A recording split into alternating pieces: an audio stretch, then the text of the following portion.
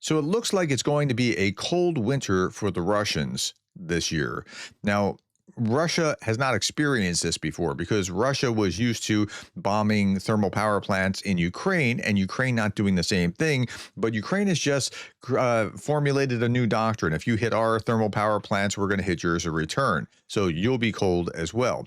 And it looks like they did some of this. So here is last night, drones targeted several facilities in Russia, including the Yaroslavl oil refinery, Vladimir power substation, and Oriol thermal power plant. So they're going after these facilities. And here we are, additional footage of the strikes of the 750 kilovolt substation in Vladimir. And where is Vladimir? It's on the other side of Moscow, which is really interesting. Yeah, it's almost like this has got to be like there's Moscow. It's almost like something psychological, because if you're on the left side of Moscow, you can say, oh, our defenses are keeping you from there. If you're over on this side, you got to wonder what's going on, like how'd they get over there?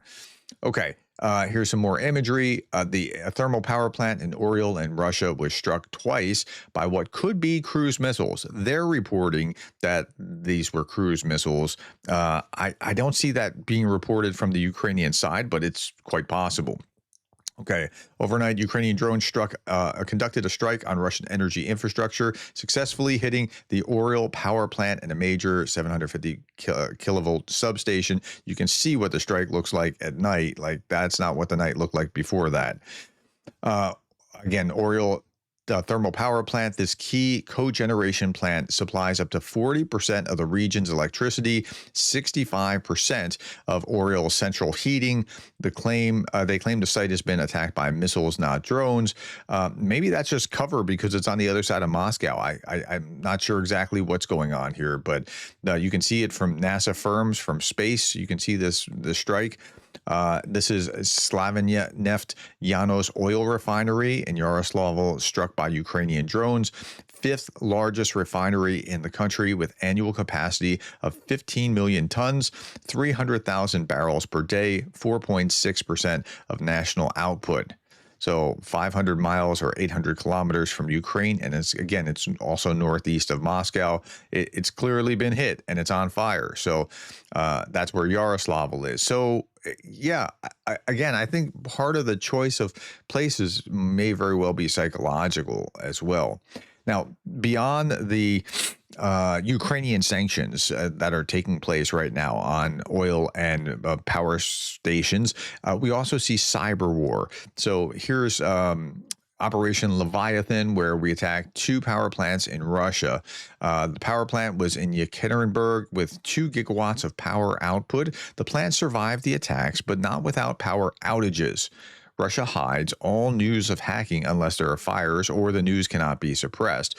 But this cyber warfare is going on. And the war is layered, right? There's a hot war on the ground, and then there's an information war, and then there's a political war, and then there's a cyber war, and yeah, so on and so forth.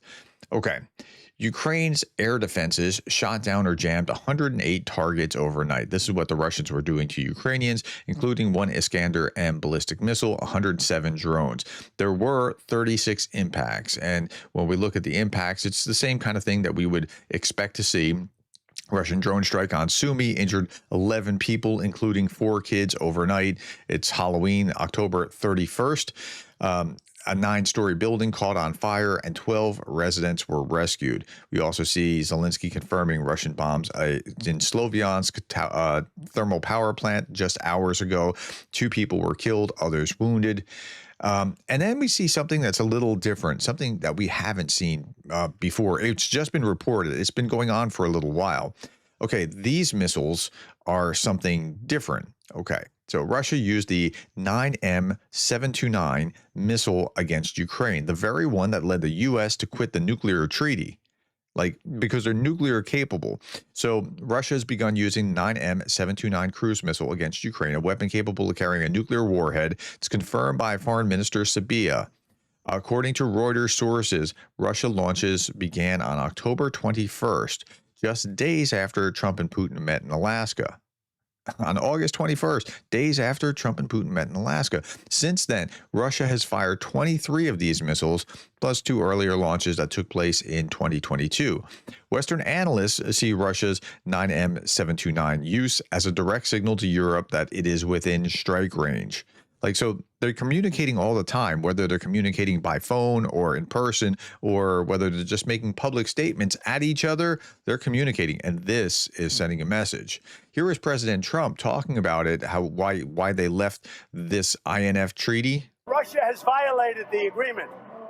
They've been violating it for many years, and I don't know why President Obama didn't negotiate or pull out. And we're not going to let them violate a nuclear agreement and go out and do weapons, and we're not allowed to. And we're not allowed to do it. And they're using these to hit Ukraine now. So how about that? Okay, if we look at the battlefield, I've already identified 970 Russians off the battlefield, about right, about average. 5 tanks, 5 armored fighting vehicles, 39 artillery system, 118 vehicles and fuel tanks. The number here for the tanks and armored fighting vehicles, I think part of that is that some have been pulled back and not used a lot. And then some of it is that they have new means of defense. I'll show you that in just a moment. In the Pokrovsk direction, Russian invaders led 40 assaults. Pokrovsk City, about 7,000 inhabitants, down from more than 60,000 pre-war. It was a city of 60,000, now down to 7. Holds critical rail junctions that has been under threat of encirclement by Russian forces for most of the year.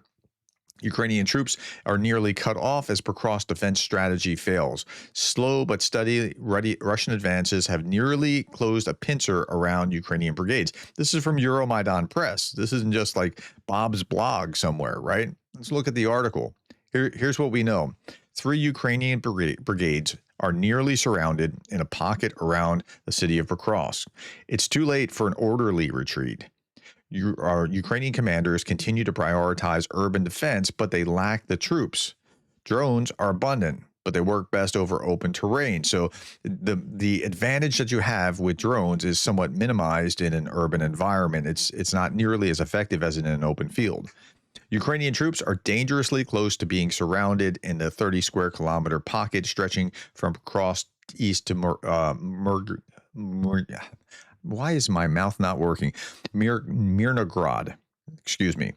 Commanders have yet to order the garrisons in Pokrovsk and Mirnograd to withdraw north to the next line of Ukrainian defenses. They haven't been ordered there yet, and it's probably too late for a safe and orderly retreat. Are they going to retreat? Yes, eventually. We don't know exactly when, but as soon as they get the order, they'll retreat. But then it's going to be really for the drones shooting fish in a barrel. My guess is that it'll come on a day where there's lots of heavy cloud cover, rain, something along those lines, so that it minimizes the threat of the FPV drones, because FPV drones have just changed everything in this war. After consulting many different sources, this is Andrew Perpetua. After consulting many different sources yesterday about the current state of Pokrovsk and Mirnograd area, I came out with this. It's a difficult area to map because there are areas in the yellow zone that Ukraine 100% controls, but Russia bypasses these positions. So this is what it looks like. This pocket here, that's Ukrainian totally, and then this yellow area, the Russians are keep pushing into that yellow area, and it's getting precarious there. Russian forces are also present in northern districts of Kupiansk, attempting to seize around 20% of the city and disrupt Ukrainian logistics with drone strikes. However, Ukrainian drones are also cutting off Russian supply lines, making Kupiansk a city under dual aerial siege. I think this is the story of Pokrovsk as well. There's dual aerial siege. There's FPV drones attacking from both sides, cutting each other off. And like, this is, war has just fundamentally changed. Here are drone pilots from the Phoenix unit repelling another Russian assault in the Donetsk region. Here are drones attacking a boat that became fish food. Like, I mean, how, like, even being out there, you're just so vulnerable because the drones can come after you. Okay, here's the drone commander. His name is Brovdy. And I really like what he put out. He's recruiting. And again, recruitment is way down. And there's like, they're down like 10,000 a month below where they need to be to really man their army properly. But his recruitment's awesome. Magyar on the line. Enough running from the army. time to take flight, announcing recruitment to the unmanned systems force, 150,000 vacancies, half of which are specialties from civilian life. So he's trying to make it as luring as possible. Like, there are things that you need to do. Like, some people need to build these things, some need to repair them, some need to be doing other things.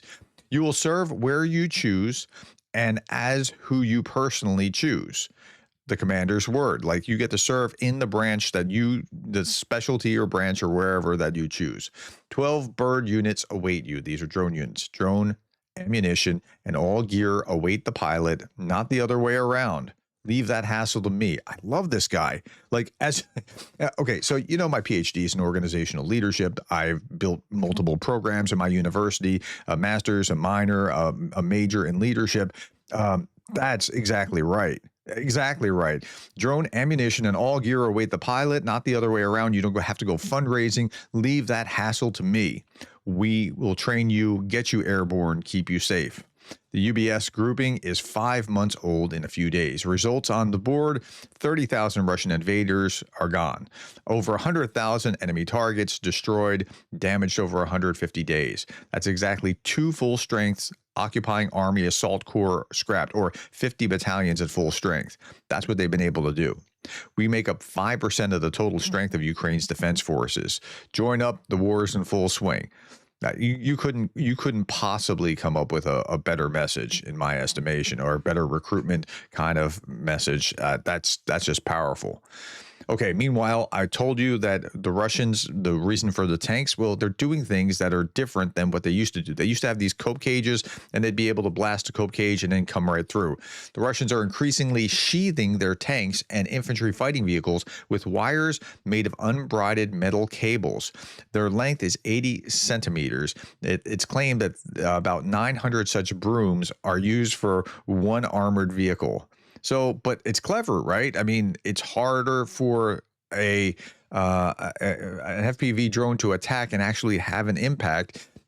I guess you could attack the same place multiple times until you can get to the underbelly like this, right? Like, it's pretty clever. They're learning from each other all along, and there's really an arms race of intellectual arms race in order to improve things so that you can not be attacked efficiently.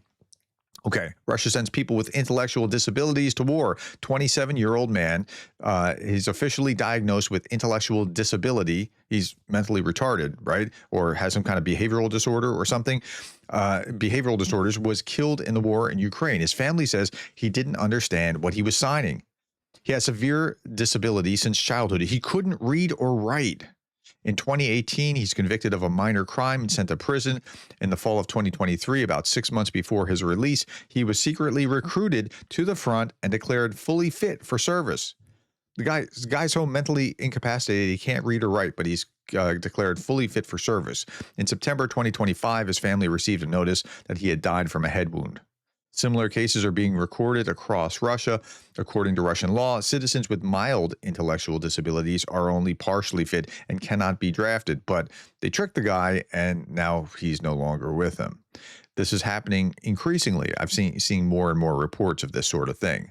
St. Petersburg, a pensioner was fined for wearing a Peace to Ukraine badge at the Levashovo Memorial Ceremony. A cemetery in St. Petersburg. Police detained a pensioner during a ceremony commemorating victims of Stalinist repression. The reason? He had a small badge in the colors of the Ukrainian flag with the words "Peace to Ukraine," which he refused to remove.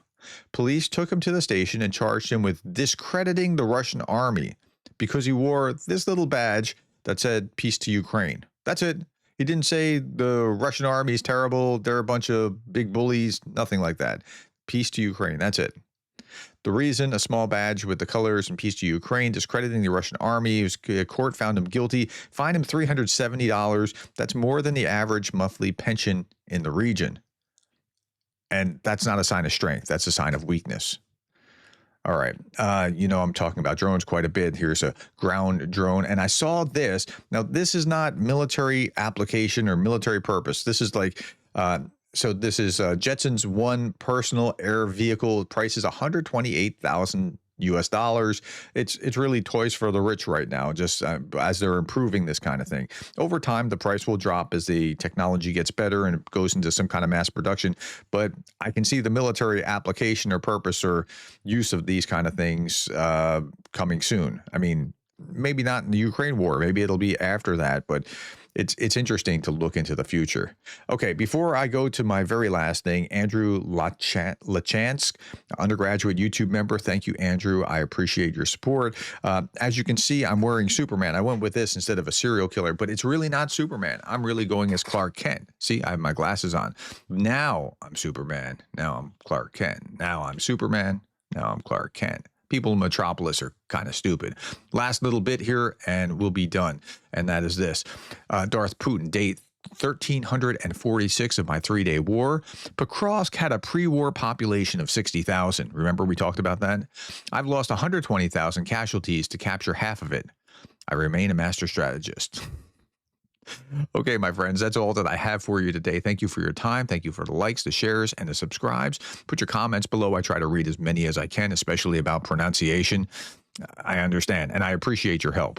Thank you for being the kind of person that cares about Ukraine.